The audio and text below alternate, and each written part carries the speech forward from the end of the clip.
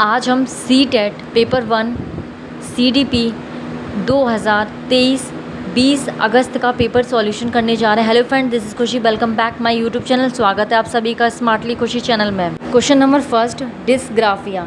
सही जवाब है ऑप्शन 3, एक तांत्रिकी विकार है जिसकी विशेषता अक्षरों और आकारों को बनाने में कठिनाई है। विकल्प को भी देख लेते हैं। एक गति युक्त विकार, अगर किसी भी बच्चे में मोटर संबंधी डिसऑर्डर है तो हम उसे डिस्प्रैक्सिया कहते हैं। याद रखिएगा, एग्जाम में पूछा जाता है। ऑप्शन 4, एक मनोवैज्ञानिक विकार है जिसकी विशेषता ध्यान का अभाव और आवेगशील व्यवहार है। ये आप सभी को पता होगा। इसे ADHD मीन्स होता है अटेंशन डेफिशिट हाइपर एक्टिविटी। बच्चे को ध्यान लगाने में एक ही जगह परेशानी होती है।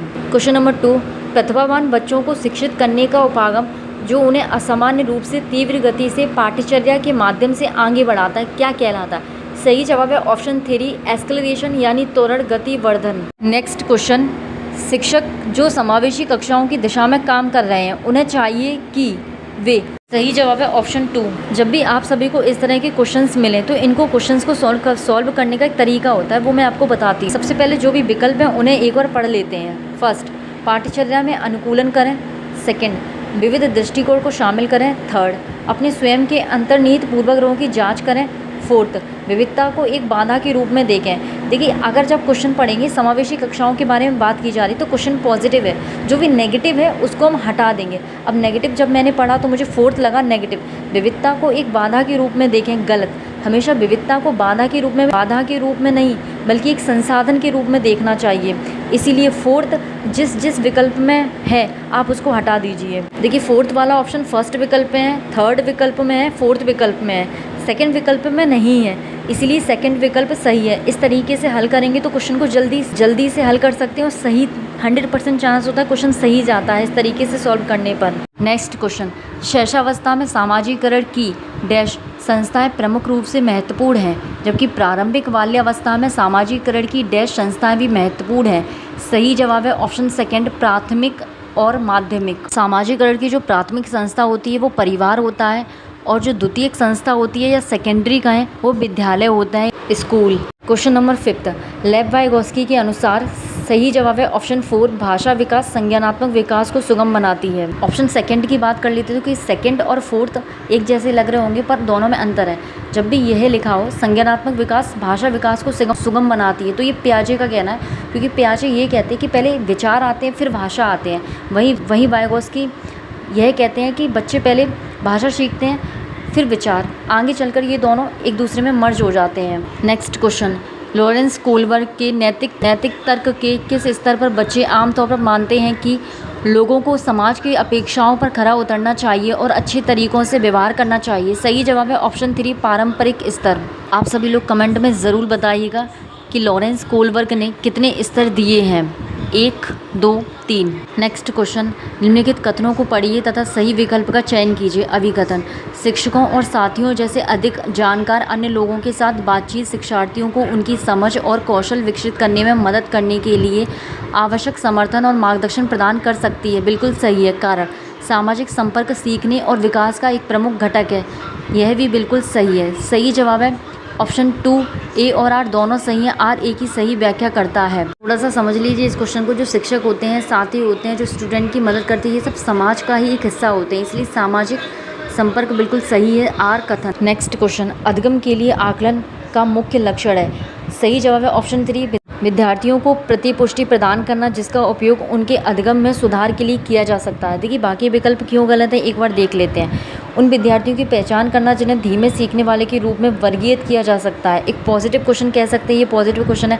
हम कभी भी बच्चों को वर्गीकृत नहीं करेंगे, स्लो लर्नर्स के रूप में कभी भी वर्गीकृत नहीं करना चाहिए। सेकंड, विद्यार्थी के प्रदर्शन का मूल्यांकन करना और ग्रेड देना, कभी भी बच्चों को हमें ग्रेड नहीं देना चाहिए फर्स्ट सेकंड थर्ड इस तरीके से, ये नेगेटिव माना जाता है। फोर्थ, विद्यार्थी के प्रदर्शन की तुलना एक मानक या तय पैमाने से करना, कभी भी बच्चों की परफॉर्मेंस की कंपैरिजन या तुलना नहीं करनी चाहिए, ये भी नेगेटिव माना जाता है।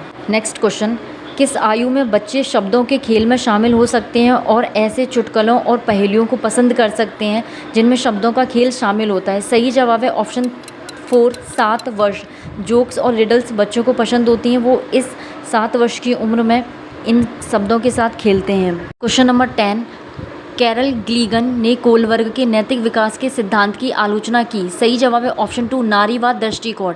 क्योंकि कैरल ग्लीगन को लॉरेंस कोलबर की शिष्य हैं, स्टूडेंट रही हैं, तो लॉरेंस कोलबर ने जितने भी एक्सपेरिमेंट किए थे, जैसे हाइंज स्टोरी के बारे में आप सभी ने सुना होगा, तो ये सब मेल पर बेस्ड थे, फीमेल्स पर बेस्ड नहीं थे, इसीलिए कैरल ग्लीगन ने इनकी आलोचना की। क्वेश्चन नंबर 11, जीन पियाजे के अनुसार पूर्व संक्रियात्मक चिंतन की मुख्य विशेषताओं में से एक डैश है जो किसी स्थिति के एक पहलू पर ध्यान केंद्रित करने और दूसरे की उपेक्षा करने की प्रवृत्ति को संदर्भित करता है। सही जवाब है ऑप्शन 2 सेंट्रेशन, केंद्रीकरण। इस क्वेश्चन का आंसर इसी क्वेश्चन में है, जैसे यहाँ से पढ़ते हैं, जो किसी स्थिति के एक पहलू पर ध्यान केंद्रित करने और दूसरे की उपेक्षा करने की प्रवृत्ति को संदर्भित करता है। इसी को हम सेंट्रेशन कहते हैं, जब बच्चा एक प्रॉब्लम पर ही सॉल्यूशन या उसके सॉल्यूशन पर ध्यान केंद्रित करता है, बाकी ऑप्शन को नेग्लेक्ट करता है। क्वेश्चन नंबर 12, प्रारंभिक बाल्यावस्था में वृद्धि डैश और सोच है, जबकि मध्य बाल्यावस्था में वृद्धि डैश और सोच है।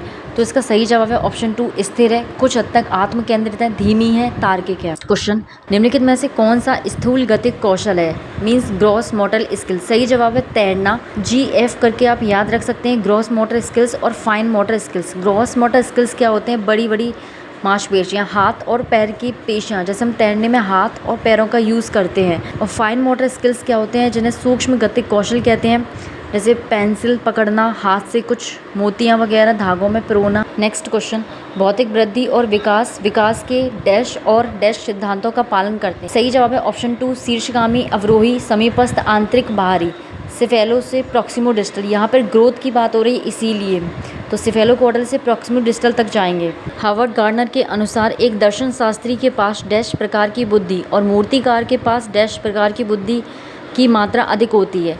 सही जवाब है ऑप्शन 3 अंतः व्यक्ति और दिक् स्थान।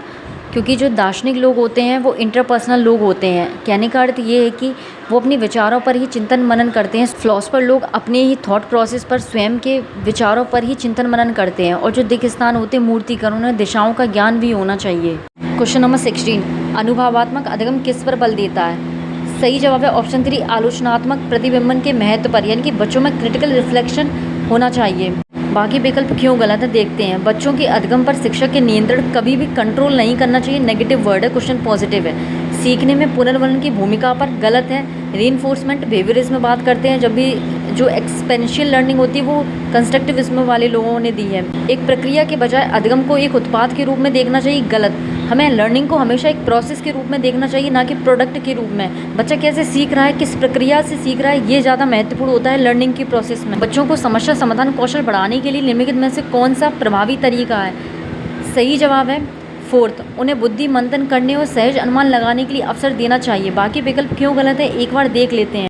मैंने पॉजिटिव और नेगेटिव टैग वर्ड्स की जो वीडियो बनाई थी, उन टैग वर्ड से ये क्वेश्चन सॉल्व किए जा सकते हैं बहुत ही आसानी। और ऑप्शन को पढ़ते हैं, स्वतंत्र चिंतन को हतोत्साहित करना और घोषणात्मक ज्ञान का ध्यान केंद्रित करना। देखो, कभी भी बच्चों को हमें डिस्करेज नहीं करना है, हमेशा उनको प्रोत्साहित करना है। कठिन समस्याओं से बचने के लिए उन्हें प्रोत्साहित करना।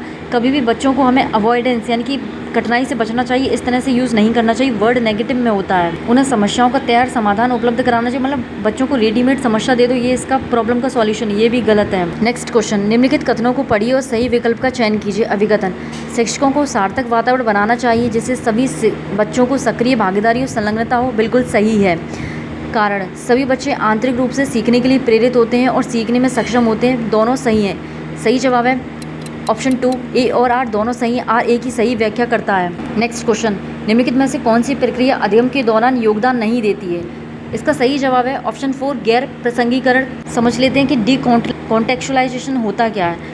अगर मैं आपको सीटेट का पेपर सॉल्व करवा रही हूँ और अभी मैं किसी और अदर एग्जाम्स की तैयारी करवाने लगूँ, जैसे एसएससी, रेलवे, तो ये होता है डी कॉन्ट्रेक्चुअलाइजेशन, यानी कि संदर्भ से हटकर आप कुछ और पढ़ाने लगे। नेक्स्ट क्वेश्चन, निम्नलिखित में से कौन सा एक ऐसे प्रश्न का उदाहरण है जिसमें विद्यार्थी को अपनी सोच पर विचार करने की आवश्यकता होती है।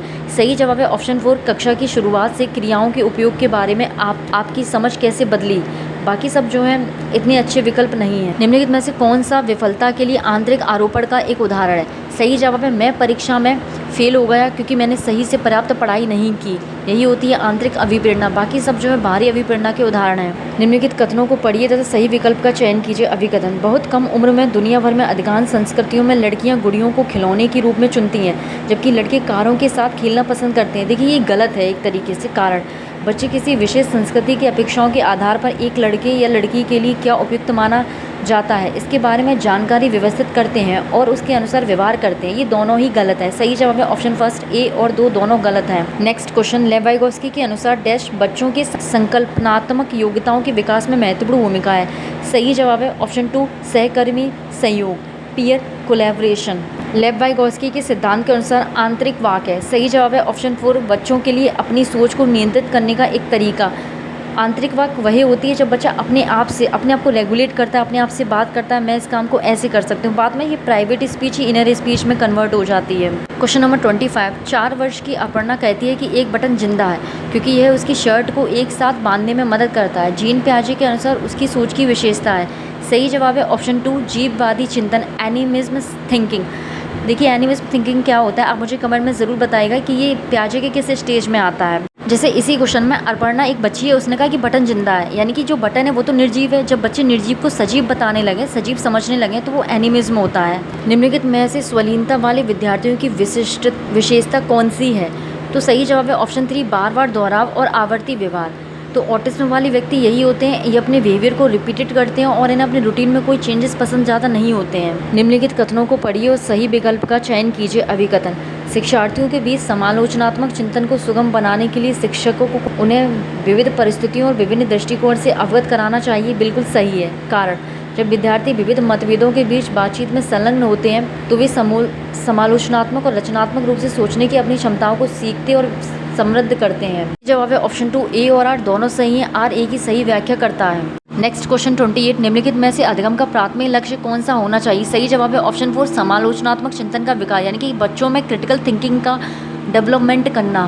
बच्चे सबसे प्रभावी ढंग से तब सीखते हैं यदि कोई अवधारणा। सही जवाब है फर्स्ट सामान्य से विशिष्ट की ओर। बाकी ऑप्शन गलत लिखे हैं। बच्चों को हमें अमूर्त से मूर्त नहीं, मूर्त से अमूर्त की ओर और जटिल से सरल नहीं बल्कि सरल से जटिल की ओर सिखाना चाहिए। ऑप्शन 4 अनुभवजन्य से तर्क संगत की ओर बच्चों को सिखाना चाहिए। पहले बच्चों को एक्सपीरियंस करवाएं फिर प्रैक्टिकली या logically. Question number 30 and last: विद्यार्थियों की सीखने की शैलियों में विविधता।